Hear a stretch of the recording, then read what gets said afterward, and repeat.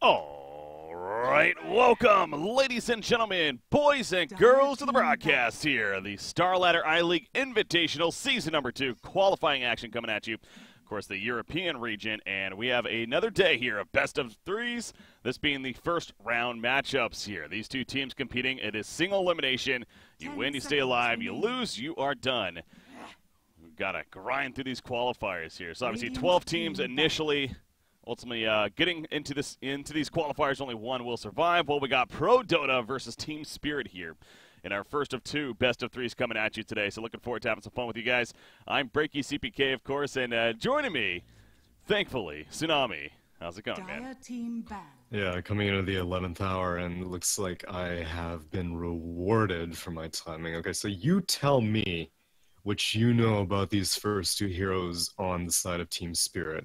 Do you know the history of these two heroes together? I definitely am somewhat familiar. I know Alliance actually has history doing this, I believe, and just in general, this is like the combo for where you see a Wisp. I mean, Tiny's one of the first that comes to mind, of course, at least in history. So it's been a while, though, since we've seen it really relevant, that's for sure.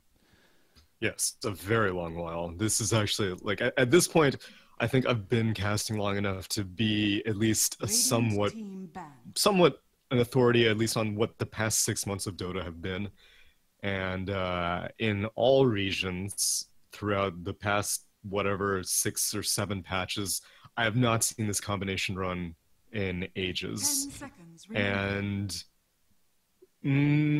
so one of the issues apparently is that Tiny Aghanim Scepter is somewhat bugged against backdoor protection, and one of the X factors of this combination was that you can relocate an IO Tiny combination anywhere on the map, and they will most likely be able to burn through most sources of backdoor protection, just depending on how many items the Tiny has. If you just have like 1 or 2 tier 3 items, then you can probably take a tier 2. And if Tiny is like totally 6 slotted, then you would be able to backdoor a full tier 3 and Raxes. And so it's been bugged for a while. I don't really think that's affected the hero's popularity, but I just have not really seen this combination run at all these days.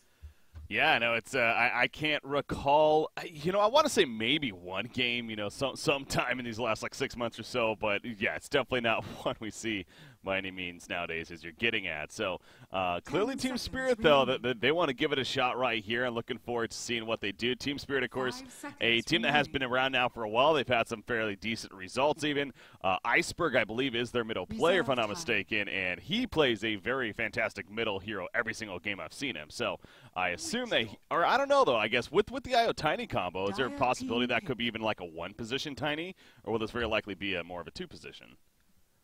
Well, if anything, I was suspecting that it would be a duo mid. Okay. So IO and Tiny. These days, whenever you do see IO, it's most frequently in some sort of dual mid situation. Tiny was, back in his heyday, yes, often played in the safe lane, and then the IO would just be, you know, like a typical safe lane support and just doing like pulling and stuff like that. But these days, you want to be able to, like, if you have such a strong combination and such a strong laning combination, it's often in your best interest to put it in the mid lane. And then you create this threat of being able to toss the enemy mid back, and then being able to like get them underneath your tower and all that stuff. And so, yeah, I wouldn't be surprised if we actually see Iceberg on the Tiny, and in fact, like BZZ, aka 633, on whatever the 1 position, which may be the Weaver. But actually, yeah, it may be the Weaver. Oh man, yeah. So it's maybe actually an Aghanim's Weaver. I don't really know what Spirit are going for, because if you have a Darkseer, your offlane is probably all locked up. But a Weaver in this lineup makes me feel like they want to go for some sort of cheese strategy with the IO Tiny, and then possibly an Aghanim's Weaver on top of that. Okay, well, that'll be interesting to see what they ultimately do decide to do right here. Clinks is the 4th pick. Meanwhile, for Prodota Gaming, of course, a note on Prodota Gaming, this is a team that went through a bit of a roster change as of late. In fact, their only player that stayed on the team is Garter. from the previous squad. They're one position, I believe, still. They actually absorbed what was No Logic Gaming, NLG, at the time. A couple of solid players there, and a team that was like an up-and-coming team in the European region. So, going to be interesting to see. This is the first time I get to personally see this new Prodota gaming squad here. And again, they're going to go with a Clinks on top of that Treant Protector first pick and a Bat Rider Witch Doctor thrown in there so far. Yeah, Treant has definitely been like heavily prioritized, basically just over his most recent introduction into competitive. I've been seeing him getting first picked over and over again, and then earlier today, while watching the Zotac China qualifiers, it turns out that China has been playing the Treant in the way that I was thinking that the Treant would be played, which was a maxed out Nature's Guise Treant. And so it was a marked difference from what we've been seeing in the European region, which has been more alternating between, like having 1 point in Leech Seed guys and Living Armor, and then opting to max out Living Armor. But no, this was like a extremely active Treant that I believe it was Q, or no, it was OP playing the Treant on IG Vitality. And yeah, he was just constantly roaming around the map. He would bash someone, immediately go back into guys and try to get that cooldown running. And then while the enemy was running away after that bash duration times out, then he'll run up and bash him again. And it was like a very intimidating combo, especially because the enemy had a Storm Spirit, and that Storm Spirit was just constantly stressed out. But in this region, yeah, I wouldn't be surprised if we see the classic maxed out Living Armor. But regardless, the hero is still very, very good. He was still that 4 position, though, kind of roaming around, though, I assume? Yeah, but I guess a little bit more selfish in terms of item choices, not really being like the... it wasn't anything like an Aghanim Scepter quite yet, but these days we always see, like in this situation on Prodota, Witch Doctor will almost certainly just be buying all the wards, and then Treant Protector will probably be making his way into what we see most typically as the Medallion and Solar Crest. And I don't remember specifically what OP had built that game, but it didn't even matter because they won in like 20 minutes regardless. But all right, well, yeah, I mean, I did the Living Armor this time around, especially with that tiny IO combination. I feel like, you get that on the target that maybe gets jumped. It would have to be pretty clutch timing, of course, but, you throw that on even as the jump happens and ideally trying to save said target. Wouldn't be surprised if that's the reason. Not too effective against this specific combination, though, because actually Avalanche, the way it works is that there are multiple damage instances. It's not just like whenever Avalanche connects on a target, it's not actually one big nuke, it's like 5 little nukes. And so since Living Armor gets dispelled based off of the number of separate damage instances as opposed to one damage burst, then Avalanche actually kind of mitigates that. But on the flip side, you can also say that Avalanche does kind of get countered because one Living Armor instance would be able to counter out most of Avalanche's damage. But as relocate ganks become more and more of a thing, Tiny IO will just like insta-gib any target, especially a target like a Shadow Fiend or a Clinks. Actually, all of Prodota are pretty squishy right now.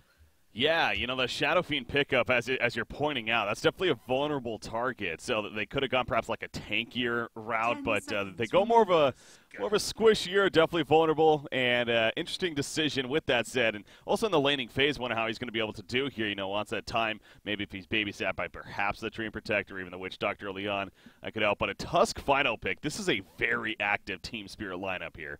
Going to be in your face constantly. So, what do you think as far as that finish goes? To me, it feels like Spirit's feeling pretty good with their chances here as far as being aggressive. Yeah, the Tusk almost seems like overkill at this point because Prodota Gaming the Team Spirit had the 10th pick of the game. They saw this Shadow Fiend, and Shadow Fiend's not a hero that like you see it and it discourages this kind of aggression. If anything, I feel like Prodota just like doubled down on having glass cannons on their team, and so yeah, already I'm very favoring Team Spirit's draft because the mid lane matchup by itself, like even ignoring mid to late game issues for Prodota Gaming, the early game like Shadow Fiend has no protection. Sure, Treant Protector will provide Living Armor like you said, and early game it's not too big of a deal for Avalanche because it will provide a little bit of sustain for Shadow Fiend. But you still have to be constantly concerned about any sort of burst damage, and Tusk being on top of that means that you also have to be concerned about a really heavy roam, because Weaver, I'm assuming, is just going to be solo, or actually, I guess they could run mid Weaver. It kind of, no, it's BZZ on the Weaver, yeah, so it's going to be a duo mid, unless if IO wants to spend time with Weaver, but Weaver doesn't really need the support. You can just let BZZ do his own thing in his own lane, let Darkseer do his own thing in Phobos' own lane, and then let the Tusk roam around the map, Earth Spirit style. Yeah. All right, well, we'll see. They're up to the challenge right here. Obviously, have to be this being game number 1 of this best out of 3, but definitely, again, liking the lineup of Team Spirit. They are the favorite teams coming into this, of course, but, I mean, Prodota, and again, the history there, formerly NLG for the most part, a solid team in their own right, and wouldn't be surprised to see, if anything, in Game 3, possibly even an upset, but here we go. Game number 1, kicking things off as far as the lane setting up. Interesting, Shadowfiend's already out here in the middle lane, as if he, I don't know if he's waiting to see if they're trying to place a ward in here or something, or if he's just simply having fun. Well, this is okay. So this is actually fairly important. Part of the, I guess, power of the dual mid, which I'm still not 100% sure what's going on here with Team Spirit in their own jungle. They burned down a bunch of trees, and from my understanding, Tiny being able to toss and draw creep aggro from the mid lane got nerfed. And now they're going to burn down more trees, or no? Io's going to recharge mana. Okay, so why would they do this? DK Phobos is going to be solo in the top lane. And then, yeah, I don't know. I'm curious to see what they are planning here. I mean, it helps out Io with jungling if that's their end game, but Io doesn't really need the trees to be burned down. What you do is you just, you get your spirits out, and you can stack very easily because it's a large AoE. You'll draw aggro from a bunch of creeps at the same time, but yeah, you don't need to get rid of these trees. So, yeah, I'm very interested to see what Spirit are doing. But the reason why Prodota was playing so... Oh, and they're going to catch this ward. Yeah, so the reason why it's so important is because the toss threat. And so if Tiny just starts walking up to your high ground, if he knows where you are, it makes it a lot more intimidating. There you go with the save, though. Prodota is very well prepared for this already, Iceberg. Yeah, Iceberg, again, that no armor at this point. I guess he has one down to be next to the tower, but he's pretty vulnerable to this. So this is going to be a lot of heavy harassment coming out, and no bottle just yet. Okay, Wisp actually just got his bottle. He went for the very early bottle here.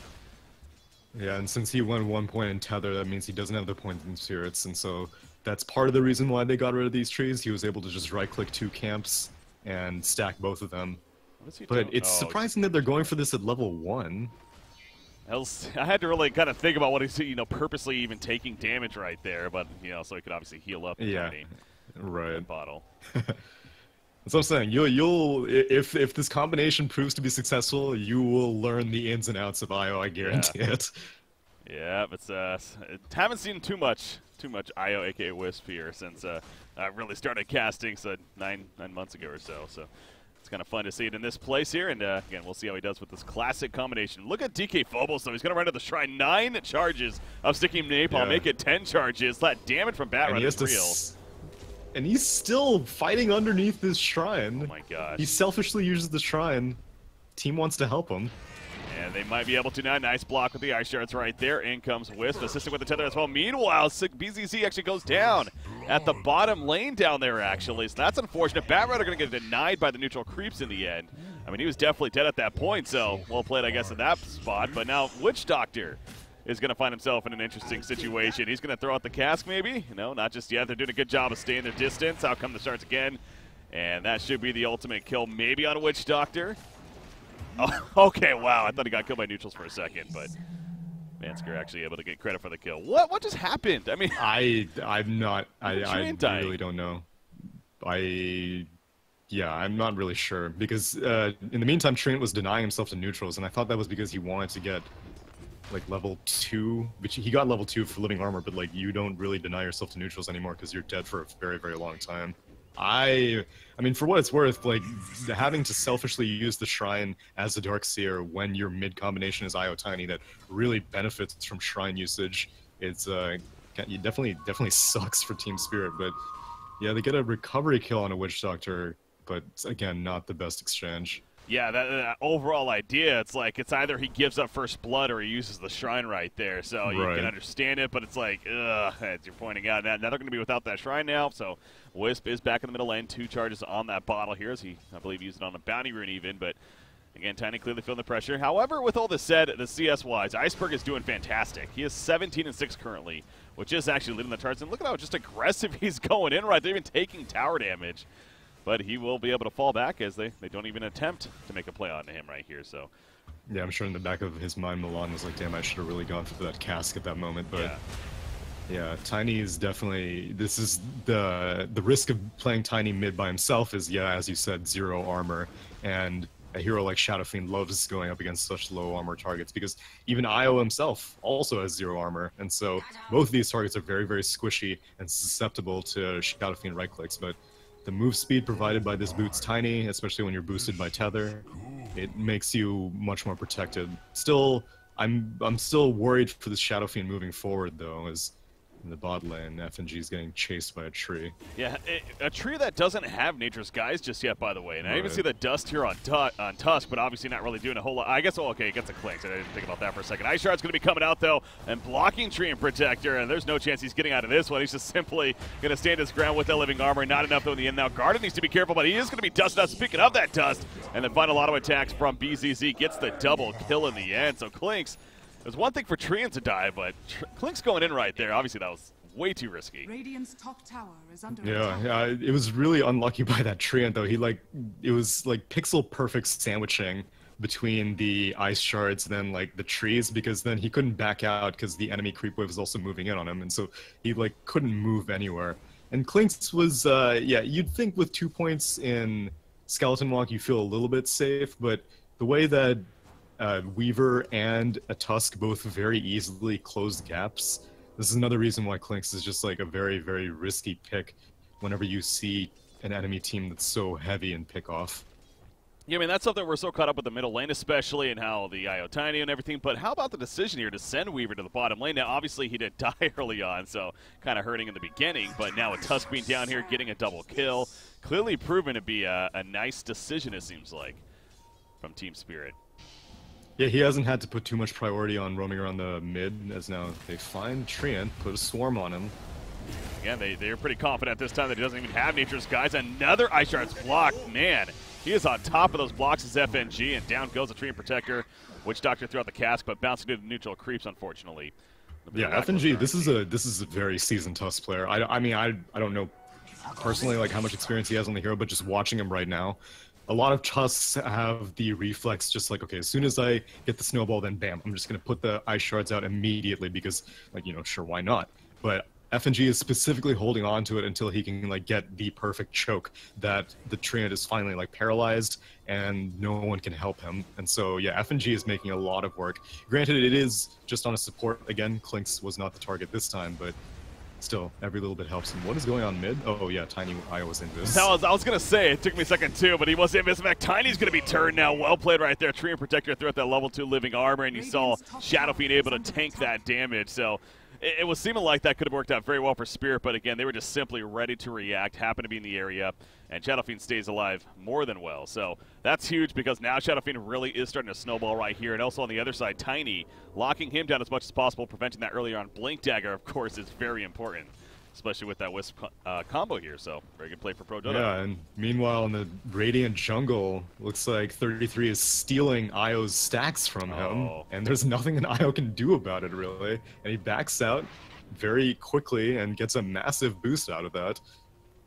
Burn, baby, burn. Yeah, Batrider good for that. So great pickup indeed. Good heads up by 3-3 right there. And he's hit level 6 off of that. So granted no Blink Dagger quite yet, but like a level 6 at this stage when look how many heroes are mid right now. Oh, toss. There we go. He's in a bad spot now. The tower doing some damage, but again, the living armor going to be applied. So Kaiser, he's going to be fine. They don't even really commit to it, but now they want to go for the Tree and Protector as another beautiful Ice Shards comes out from FNG, and it will be enough for the kill. As it goes the other direction, if anything, just says, all right, you're going to kill me. You might as well make it take as long as possible. So they don't get the intended target, but hey, they get the Tree and Protector, so at least something out of it. But even look where Clinks is positioned. He's farming the Dire jungle over here on the right side. So he's finding himself in a very precarious spot, and he's going to be spotted here by the Sigil, but more so, he's going to spot FNG, who pops that snowball, and it's going to go right into him, actually, but the Wisp is here to support, but will it be enough? Those Searing Arrows doing so much damage at level 3 right now, and he might get a double kill out of this. Yes, he will. Garter, what positioning on his part. Gets the double kill, and he TPs on out. That worked out well.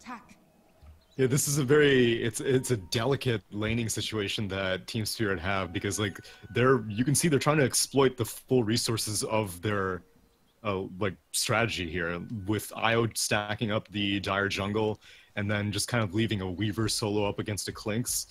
It's very well reactioned by Prodota to go in for these aggressive plays, because they really have no threat of being punished, and this is their window. Like a Clinks being able to get those 2 kills is great. IO, like we said, has very little armor, and when you don't have the protection of Tiny, a Clinks can just run rampant, and if you don't have the Tusk who died out first, then yeah, it's even easier. So really well positioned. As soon as Death Pact was up and running, Garter made moves, and yeah, he's doing pretty good on a Clinks in this matchup. Yeah, and so it's going to really keep an eye on the Shadow Fiend here and what he decides to go, because again, he's kind of the star right now in this game. 4,000 net worth, top of the charts. He's farming a nice stack right here. He is going to go the Dragon Lance at least first. Again, that's the nice sustain item, if anything, and on bulking him up, but a nice just addition as well. Eventual Hurricane Pike's good for him. But again, then where does he go? Does he maybe like the idea of the Blink Dagger, or does he go more of the perhaps continues more of a defensive route, even the Yasha into a Manta, things like that? I know we've even seen the earlier Butterflies as a possibility. I think it's going to depend on how well Clinks does, because both of them kind of have the same archetype in terms of itemization, in that like a Clinks can tank up. Death Pact inherently gives you a lot of, well, Strength has not gotten any points in guys in this bot lane, still at level 4, but yeah, a Clinks can tank up because Death Pact, gives you a lot of HP. Uh-oh, Trian shows himself in the bot lane. Yeah, that Sigil's gonna spot him. Can they stop him in time? They cannot. Snowball goes the other direction. Well, yeah, at least gets up. Yeah. I think either the Clinks or the Shadow Fiend, one of them needs to get a BKB at an early stage in the game, because one of them needs to be able to like stand strong in the fight. If they're both having to run off as soon as the damage starts rolling in, then they're not going to win fights. In my opinion, it's more on Shadow Fiend to get the BKB, because I mean,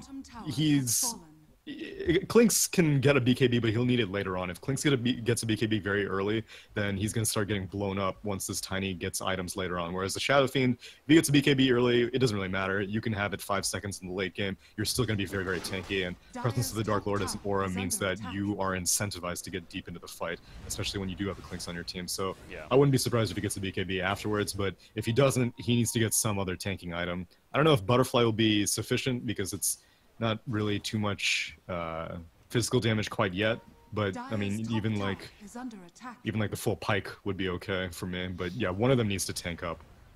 Oh, you see Iceberg roaming all throughout there now. Nature's Veil has been, or Nature's Guise even has been picked up by the Treant Protector here at level 5. So, yeah, a little curious on that. Again, he wanted a second point in Leech Seed. I was kind of looking it over, what exactly it benefits him. It feels like, I mean, that 1 point at least in Nature's Guise might have just overall been more beneficial, but to each their own. At least he hasn't now, and will have the invis here, being able to roam around. But they aren't able to make a play on Iceberg in that jungle, who does have his blink, I want to say. It's coming out here on the courier, it looks like. Yep, so what kind of plays he can make with that bottom lane? Meanwhile, down goes Witch Doctor, him and Darkseer. Weaver, that is, find the kill right there, so. Well, I guess they just caught Witch Doctor at that tier 2 tower already. Yeah, I'm surprised what he was doing out there. He wasn't on a warding mission or anything, he was just kind of walking around, but he goes down, and right now, they didn't do anything with 33's early point in Lasso, which is why I was surprised that he took it, because like usually a Batrider will skip Lasso until later levels if they're not planning on using it anytime soon, but as soon as I said he got 6, like we just didn't see Batrider for the next 5 minutes or so. But he's in the enemy jungle now, and Clinks is getting some data. Yeah, he is. I was curious if they're going to look for an opening, but again, without the blink on Batrider, they don't really have the best follow-up or even pure initiation, so not going to really risk too much right here. Instead, they know that he has a blink at least, so they got that information, and it won't catch them off guard necessarily. But Weaver's just having a free time at this bottom lane. He's actually going to be building a first item Diffusal Blade, which is not necessarily your typical build right here. Why do we think it's a Diffusal Blade? Yeah, it is surprising. I mean, technically you can purge off living armor, but that's not really worth purging off. Oh wow, that courier got punched. Batrider? No, is he in trouble up here? The snowball in. He's going to be vacuumed in as well. I don't think he's getting out of this one. The toss in the air, and down he goes. So They find Batrider middle lane. They are going to push in as a result. Maybe go for a kill on a Weaver right here. No, he was invis right there. Shikuchi back on Io up. has relocate. They need to be careful. Well, they use it's the question. They're going to use fortification right there. There we go. The blink dagger on in from Tiny. Catches Tree Protector initially, but the overgrowth's going to be used to stop them as well as the Requiem of Souls. The Ice Shard's initially blocking Kaiser. He's going to be fine for now. As that Death Ward going out, though, is doing a lot of damage to BCC. He'll be forced to pop the time lapse. And it goes back onto him, though. So BCC continues to have to be careful. They did get the kill on Trina, of course, but now Batrider, he's going to be coming back into the fight. They kill Witch Doctor, though. Nice toss in the air onto him. And now Kaiser again continues to be careful. Swarm on him. He's in a lot of trouble right here. The wall is down. They cannot really go past it. Now Kaiser, I don't think he's getting out of this one. He too will be dove on. Batrider, not much he can do by himself. In fact, he's trying to get a kill onto maybe Vanscore as well as the Clinks here, but BZZ, they want to chase in. That's hard, though, with that Shikuchi. And he'll make his way out. So Team Spirit ends up dominating that fight in the end. A 3-for-1 exchange. Yeah, and if you just like looked at the 10 heroes on the map, you would be like, oh, okay, well that seems like a pretty logical result because I mean, Milan had an exceptional death ward that, oh wow, what is Weaver? Oh wow, getting kills is what he's doing. They relocate in. Double kill coming up for B. I was wondering too, I was like, BZZ, you're getting crazy, but that's right. They did not use the relocate last time. They use it right here offensively. Now he's going to be porting back just by himself though. He leaves Tiny behind, so now Witch Doctor, he's stuck between a rock and a hard pace. He's going to be thrown in the air and chucked to the ground, and he will end up falling. Triple kill in the end for BZZ. Garner does get a pick off onto Tiny elsewhere, or to Io, excuse me, elsewhere, but still, again, favoring Team Spirit. All of a sudden, man, I mean, I guess that's what this does. The Weaver, the Tiny Wisp combo, they just start going, man, and it just turned on.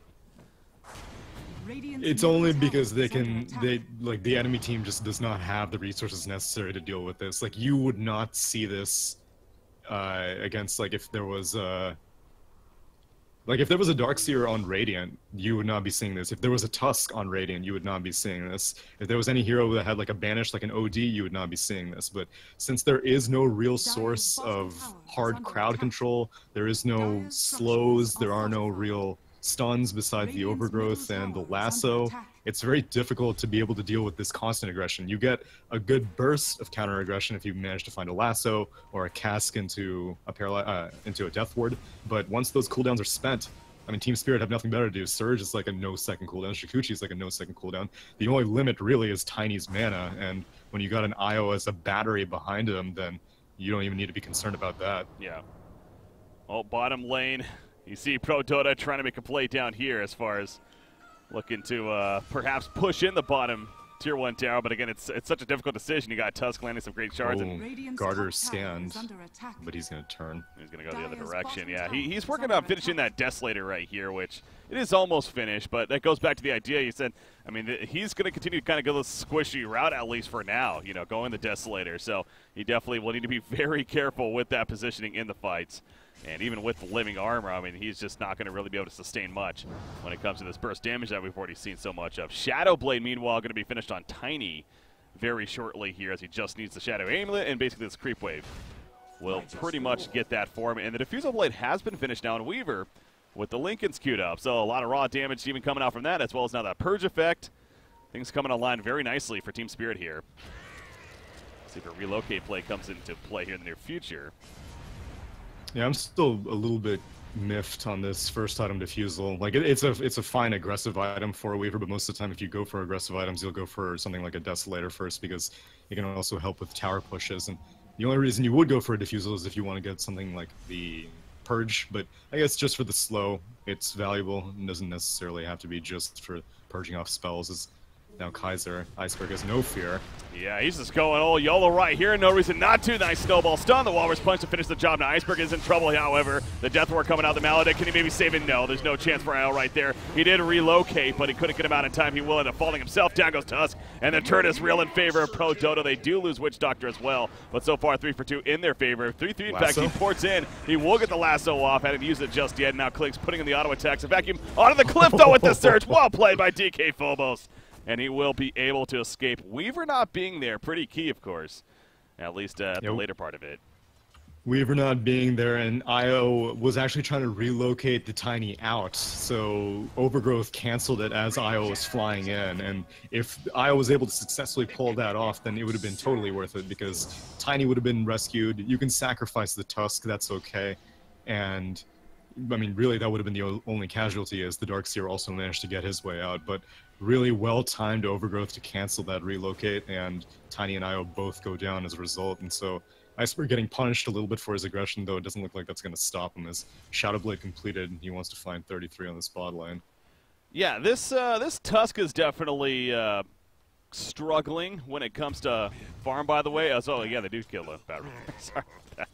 I'm a little distracted by something else. I'm trying to fix an audio issue I'm having. For some reason, is it you or is it me? It's me. It's picking up your okay. sound as well. I have it on the wrong setting. I'm trying to just do it on the fly right here, and I think I got it the fix here in a second. But anyways, sound for you. anyways, Bat Rider, yeah, going down there. I was looking at FNG though. Oh, they spot the Weaver, by the way. That's a big sentry ward, but the time lapse will allow him to get away cleanly. That was a little scary though for him.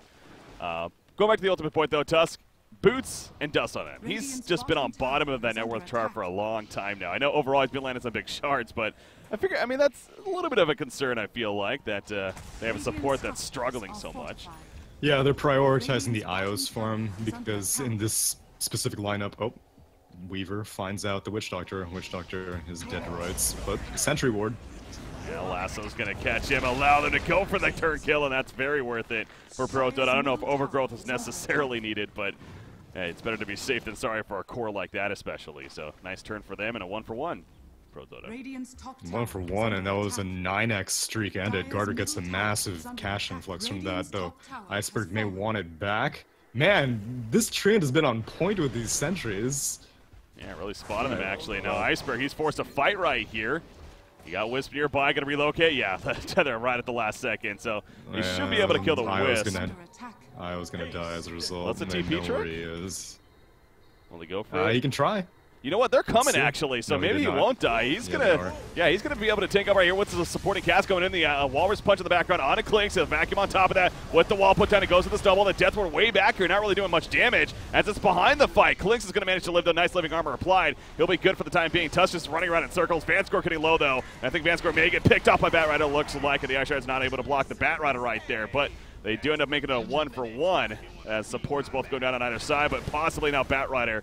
He too is going to fall victim. He got Garter still walking around with a skeleton walk, looking for an opportunity, but he's not going to find it. Down goes Bat Rider, and making it 2-for-1 in the long run. So good reaction right there. You know, they did not just want to give them a free IO kill by any means. It ends up working for Team Spirit, actually. Yeah, this is crazy aggressive. I would have thought that after they got punished for a few attempts that Team Spirit would have maybe reeled it back a little bit, but no, they continue, and I mean, at least in that fight, Tusk did manage to get gold. So the reason I was saying that they are prioritizing the Ios farm is because he has to get into the meat of these fights, whereas Tusk can kind of weave in and out. Oh, overgrowth. Yeah, they're going to stall him, if anything. Requiem of Soul's going off, actually. Nice slow, as well as a damage debuff, remember, but Weaver doesn't really care too much. BZZ still wants to make a play. There's Sentry is down, you're right. Drawn right there, so he has to be careful about that. It's coming to play several times, but they're not going to commit to an actual fight, and BZZ will fall back. So they get the tower kill at least, and they get the hell on out. It's a nice objective taken.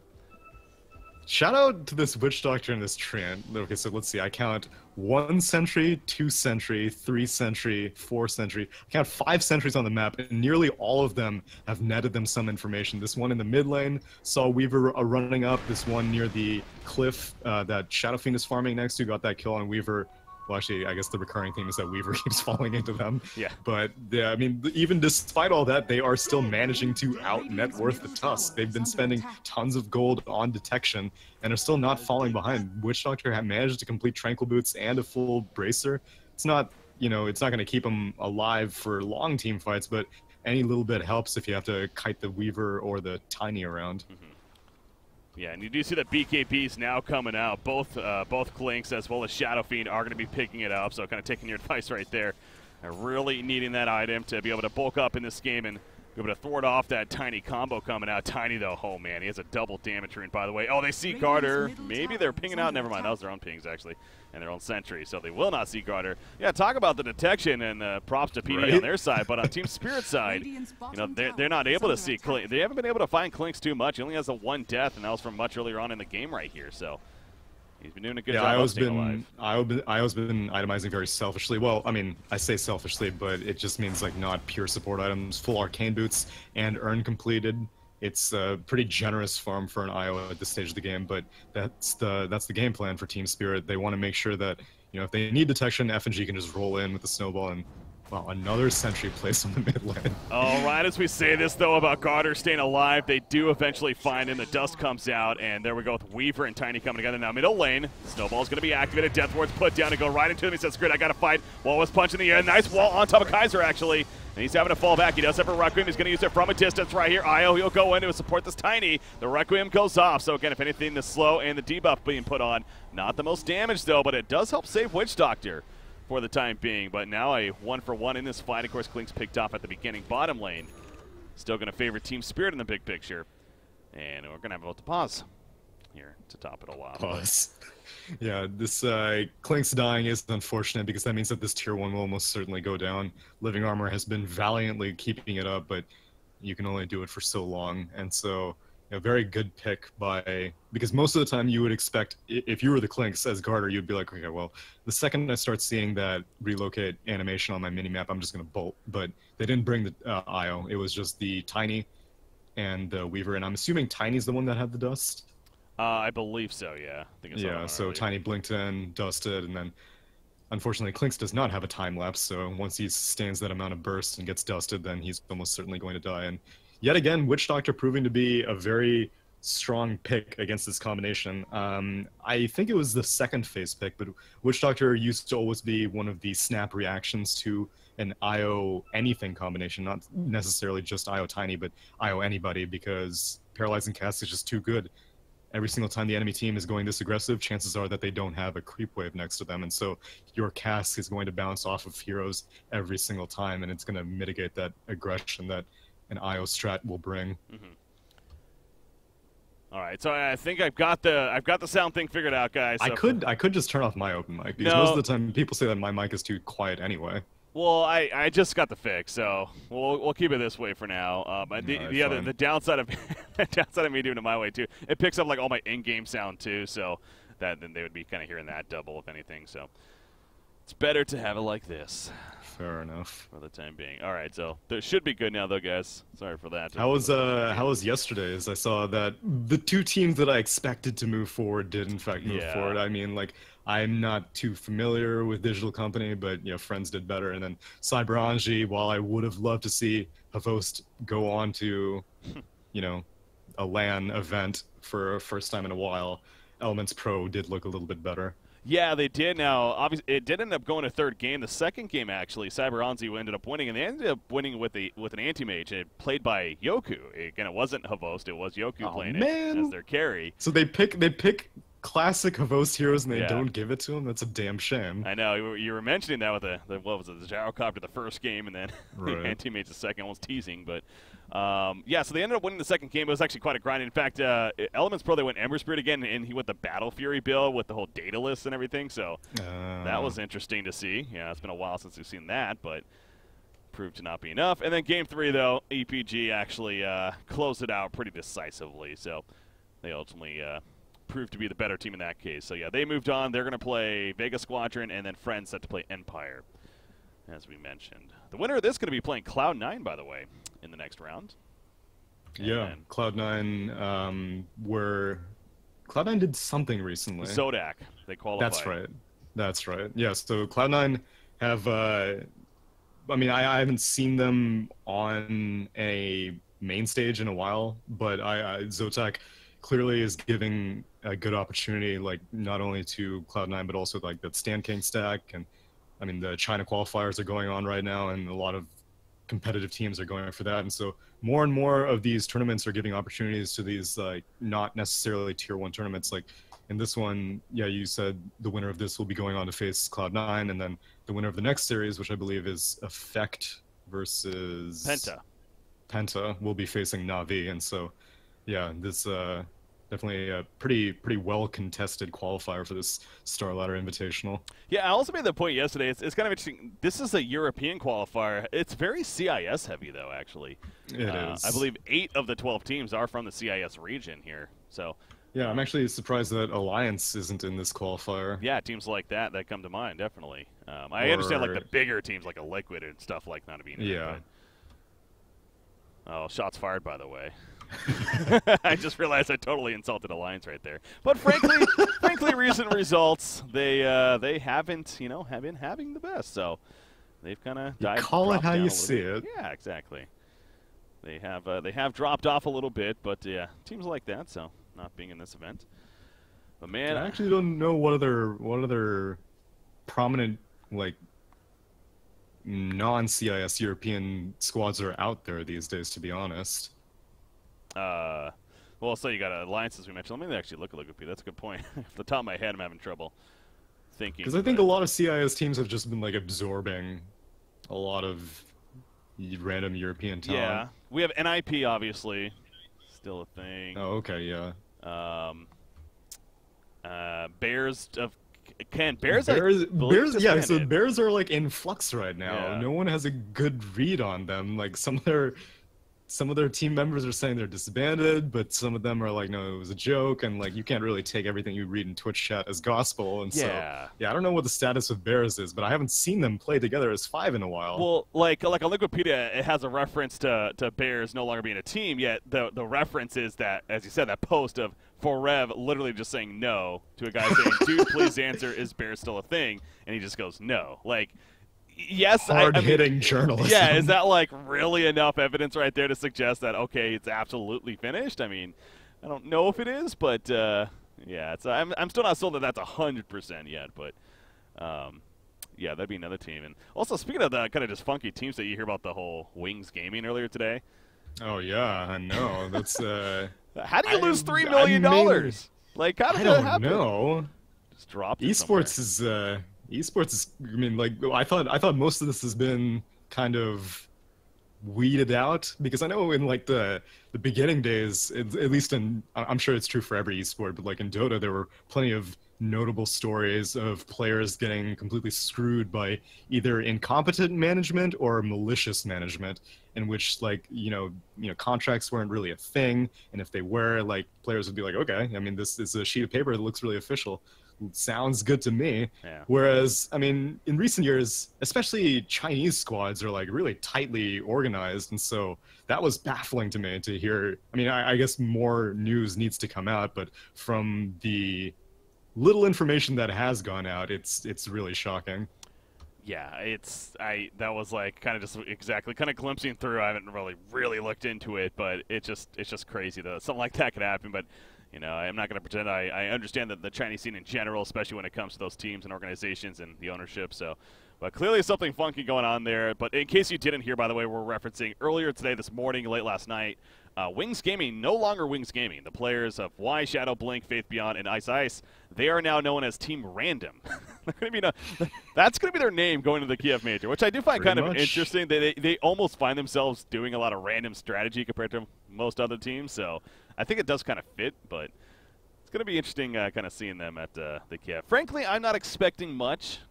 Just calling it how I is, going back to that, but I'm not expecting much. I don't think many are. They haven't been looking too good lately going into the Kiev Major, but they are the defending TI champions after all. Yeah, but you can only use that excuse for so long, I feel. Like, it's the same thing I feel with like I've been consistently trying to make excuses for that new Fnatic squad. Like every single time I see them, I'm like, well, they're a fresh squad. And then like after like the 10th game of them just getting obliterated, I'm like, you know, sometimes even a new squad needs to start putting some numbers up soon. And not to say that Wings Gaming has like been completely dropping the ball, or I guess Team Random now has been completely dropping the ball, but definitely not really living up to that standard. And that's been the TI curse, as many people say. They're like, oh, a team will win it, and then either they get complacent or they get figured out, or whatever the case. Like, they just fail to replicate their results moving forward in tournaments. Mm-hmm. Yeah, also, I got a chance to catch a couple. Then they actually played Mineski, who Mushi, of course, joined Mineski. So it's kind of fun seeing him match up against his former Fnatic team and everything. Yeah. And Mineski actually winning that matchup there, and was Summit qualifiers. And I think they played them in another thing too. So, yeah, the new Fnatic squad, again, the organization, the name, it's definitely one that we know and expect to be, you know, very strong. But as of late, and even with this new roster so far, definitely the struggles are out there. But man, we're talking about all these like down moments lately. There's a lot of good teams though. There's a lot of positive things to talk about. So absolutely. including these two squads going at it. We finally resumed, obviously, with DK Phobos returning, so get some more Dota to cast now. All right, so they push the Tier 1 middle tower. No defense put up. And Tiny, by the way, a Yasha picked up. Interesting. Yeah, he's. I'm not a fan of it personally. Most of the times you'll see the Aghanim Scepter at this point, but the reason I don't like it is because it gives Tiny a lot of move speed, but Io does not have very much move speed. So like right now, untethered, Io was at 410, and well, I guess I can't look at Io because he's hasted right now, but yeah, okay, so Io's at 345. That's a big gap between move speeds, and so Io has a hell of a time trying to keep up with this Tiny zooming around all over the place. And so that's why I'm not a fan of it, but if you go a Shadowblade Blink Yasha build, then Tiny's not really interested in the IO combination at this point. You were there to help him for the laning phase, and you will be there to help him relocate exit fights if needed. But Iceberg Tiny is going to be more interested in just finding solo picks or maybe trying to get picks with the Weaver. But he will almost certainly be going the Aghanim Scepter once this Manta style is completed. The team needs some push, seeing as how Weaver has not gone for a Desolator. He's going for a Lincoln Sphere after completing this Diffusal Blade. So, yeah, someone on Team Spirit needs to build push.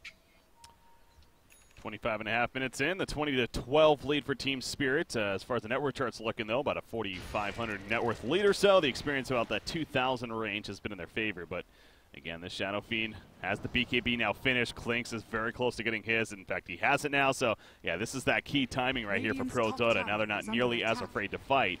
And so it's going to be interesting to see how they move around with this now. I mean, having the BKBs, is this a case of, okay, they just group up and start maybe pushing lanes out here? Maybe that's their strength with the teamfight presence, or do they continue to farm in places? They'll take fights as they come, but I don't think they're going to go start searching for fights, because even though you do have these BKBs, they're more teamfight mitigation as opposed to like teamfight superiority. Because like, I mean, Team Spirit, they don't care about BKBs anytime soon, even though they would benefit from it. There's, I mean, like, oh, okay, so that's actually why Iceberg's going for a Manta Style. He wants to be able to get out of Overgrowth, I'm pretty sure. Okay, yeah. And so, yeah, that's, I mean, like, he doesn't need to get a BKB, but eventually he may need a BKB because, I mean, Cask is going to be irritating all game long, and the Sticky Napalm is really irritating for a Tiny to have to deal with, but yeah, regardless, right now Team Spirit are all focused on damage. And right now, PD are moving into the Dire Jungle, but they're looking for picks, they're not looking for team fights. If they can get a lasso on someone, that would be perfect. There's a chance. They obviously see what's going on someone in the middle lane, but as they're moving on in, unfortunately for them, the Team Spirit going to react and actually thought to smoke themselves, but they're running back into this, so it's going to be interesting. They're going towards the Roshan pit. Obviously, Prodota set up around the area themselves. Treant Protector, Nature's guys. Well positioned by the Treant. He pops the Dire Smoke, and they don't see him still. He's still in the flank. He has a good overgrowth spot right here, so we'll see if he gets it off. off. Really good overgrowth. And he's looking to run in. The wall goes down to the background. There's the overgrowth, though, going out. All of a sudden, Tusk is going to be picked up, and Iceberg's like, crap, I can't even move. He's going to start running away now, going for the kill on the tree, and he will be able to pick that up. Requiem already going off. DK Phobos, he's going to get ported out with the relocate, actually, just behind. So he'll survive for the time being. BZZ still has that time lapse, by the way. He's going out on a Witch Doctor, gets that kill right there. Tiny unable to really do much in this fight so far, other than pick off the tree in the background. But you know what? Numbers looking good for Spirit. They do come out on top, 2 for 1, despite that overgrowth placement. I mean, I guess the wall was causing issues as well, though, on the other side. Yeah, wall was causing issues. Ideally, they were hoping that Treant gets his initiation before Darkseer gets the wall vacuum initiation. But, I mean, regardless, it was still a very risky bet going for this Roche play because you didn't confirm where Team Spirit was. You smoked up, you went all around the Dire Jungle, and now you're trying to contest this Roche. It's already down. Yeah, not going to work too well. Iceberg picks up the Aegis, and that will be the end of that. I don't think they're going to be able to catch anyone. They try to get the Bat Rider, but he has that 4-step and the Blink Dagger, so no luck there. Nope. 14 another pause here. Uh-oh. No one DCing at least for the time being, so hopefully just a quick hiccup. But, yeah, Tiny with that Manta style, again, as you mentioned, coming into play with that overgrowth especially to get out of that. And he already has another 1,700 gold saved up on top of that. So is this finally the Ags timing here, we think? I would think so. I mean, if he wants to continue going for more mid-game presence, which, I mean, Aghanim Scepter is still like a really good item like all game long, but You could go for a Silver Edge. You could go for... I think he needs to go for the Aghanim Scepter, because then you're going to start having slot issues. Because, like, I mean, he's holding on to his Quelling Blade, sure, but, like, your Aghanim Scepter needs to be that slot. And if you complete some other item, then where the hell is the Aghanim Scepter going to go after you, like, I mean, you need to have H, so relocate. Yeah, Treant Protector, he's going to be found right here, so that's a free kill for them. They want more of those. You mentioned in the background, relocating, unfortunately. If the Spirit Ball finds... Oh, no, he doesn't go. So close. Yeah, just out of range, so unfortunate for the Spirit side, that is. And Io's now finding himself at the bottom lane, where he'll just jungle a little bit. Meanwhile, so he's going to do his thing down here. As Weaver rotating on through, though. Yeah, he's on the prowl. This is actually pretty clever. So you see that he has his Diffusal Blade locked. It's because he already has Diffusal Blade Recipe 2. And so as soon as he uses up all 3 charges, he can just unlock it and then immediately get the bonus charges from the level 2 Diffusal Blade. The thing is that, like, I'm surprised that he's putting, like, such a big focus on this Diffusal Blade. I don't think it's really done very much for BZZ. But, I mean, it's kind of invisible, because, like, it gives him some agility, it gives him some intelligence, so maybe he's using that extra mana and extra damage well in team fight situations. And seeing as how he has the Lincoln Sphere completed now, he can play very aggressively to its heart's content. And he has a Crystallis queued up next, most likely a Bloodthorn, but could be a Daedalus. But yeah, chances are it's a Bloodthorn. I'm just loving looking at his Tusk here. Arcane Boots and Dust. He's just barely getting by, but he's level 12 now, so Shadow in fact going to go in right here. And the Walrus Punch to not do him in, though. Shadow Fiend will barely survive as the BKB comes out. The Archer is not enough to block him. Kaiser's going to stay alive with the team support to top it all off. Now they're going to get at least something out of this with the Witch Doctor killing back. Garter also finding himself in a tough spot now. He decided to stick on in there, go for a turn kill. He does pick off Wisp, and he will be forced to pop his own BKB as he runs away to survive. So after all of that, it ends up only being support for support there. Some of the core's going down, though, so good job surviving, though, by Shadow Fiend. But 9-second BKB spent for Shadow Fiend and 9-second BKB spent for Clinks, and so it's pretty expensive to just pick off an IO. Feels like it. And now Weaver focusing on that Tier 2 tower. And he has time lapse good to go. Iceberg, he's going on. And remember, he still has that Aegis even, so he's not really too worried at all. In fact, gonna pick up the kill right there on a Shadow Fiend as they combo him down. He does have a buyback if necessary. Garter trying to run. Nice overgrowth, though, to lock them down in the background and prevent them from chasing further. So they're going to settle for the Tier 2 tower instead. But obviously a big pick on a Shadow Fiend to start that off. Oh, man. And they have this stolen Clinks, so they actually get a free Desolator off of this. Oh, don't feed it. No. He's going to hold his ground here as Garter is just sitting very far back, though. Not wanting to commit too much. The Walrus Punch in. Tusk going maybe a little bit too deep. As Iceberg's getting low back here, the Cask bounce it around, but again, with that Aegis, he may still look to make a play right here, but no, he's going to start making his way back now. Tusk already dead. And that will be the end of the push for the time being, at least. Well, maybe not. They're going to reset. Again, well, I guess with the Aegis, they're feeling comfortable. Go back in. But 10 seconds now left for Shadow Fiend. So they are going to choose to retreat instead. Can't get the Tier 3 at least, so nice hold there by Prodota in that sense. Yeah, and Tiny's still... Oh, okay, he's going for an AC. I guess it's fine. I still don't really know why he's so reluctant to go for the Aghanim Scepter. Because, like, AC... yes, there is presence of the Dark Lord on the enemy team, and so armor is a little bit of an issue, but, like these tower pushes shouldn't be so difficult as a tiny IO, especially a tiny IO that has an Aegis on the tiny, and now that Aegis might be disappearing very quickly. Oh, they find Garter. Oh, but they don't at the same time. He just missed him right there. He pops the BKB as Tusk rolls him with a snowball, and he's like, yeah, you're gonna die now. So Tusk will end up falling right there. Iceberg on the run, does have Wisp nearby. Relocate is ready if need be, but the Shadow Blade should be enough. As he runs away, nope, going back in. It. If they do, they do not have Tusk with them. DK fumbles, though. The wall is not going to come out, however. The overgrowth used right there, so the wall actually, okay, eventually comes out. A little bit late, though. That vacuum, Witch Doctor, he's running away. Not for long. BZZ able to run him down with that Shikuchi. Tiny going in further. Will catch 3-3, actually. And now Batrider may end up falling through this here. The Aegis going to be reclaimed here meanwhile. But Tiny's not even worried about that, obviously. He's going YOLO. And it's working out beautifully at this point. So Team Spirit just continues to kind of just, it seems like they're falling back, and then they go right back in, and it's catching PD. Oh, and they get Clinks. What an avalanche. Wow. Now he's on the run, and he may be able to get out still, because, oh, nice defusal purge. There we go. Defusal. And a gem recovered.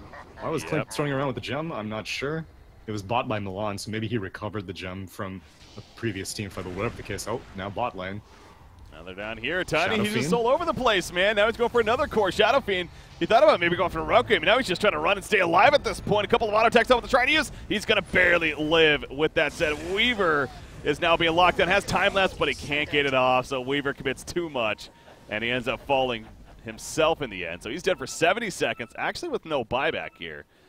So a little bit of an opening now for Prodota at the final part of it. A little bit of an opening, but they had to spend 2 buybacks to do that, and it was, who was it? It was the Batrider and it was the Clinks. And the Clinks got the kill on the Weaver as well, and so even though it's 6, oh my gosh, Tiny's going in.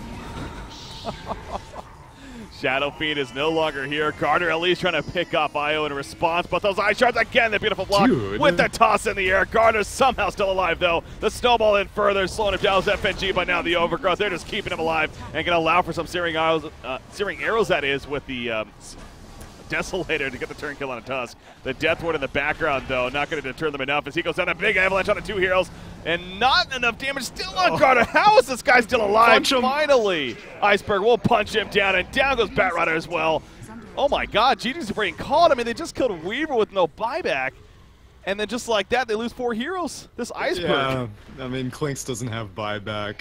All you have is a Treant Protector. Yeah, I can understand why that's game. Plus, that was a kind of demoralizing loss as well. You can see that the Witch Doctor just like immediately disconnected after calling GG. Yeah. It's intimidating and very irritating to have to go up against a team that just like will not leave you alone. No matter when you think the fight is over, they will continue the fight.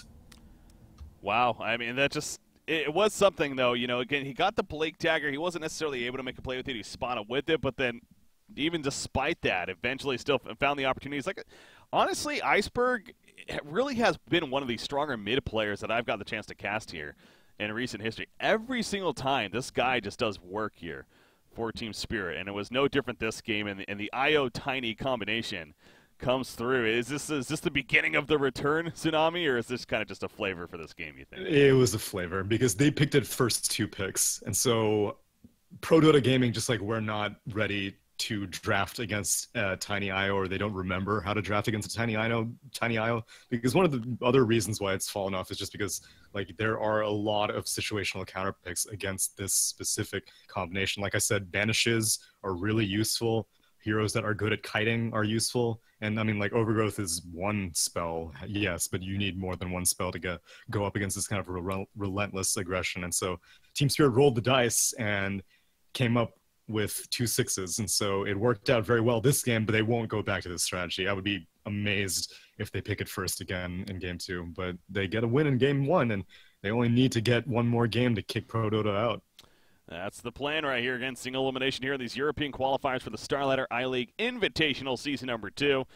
We'll see if Spirit can close it out or if Prodota will force a 3rd and final game. Definitely possible. Well, I'm Breaking CBK, joined by Tsunami. Stay tuned, guys. Game number 2 going to be coming up next.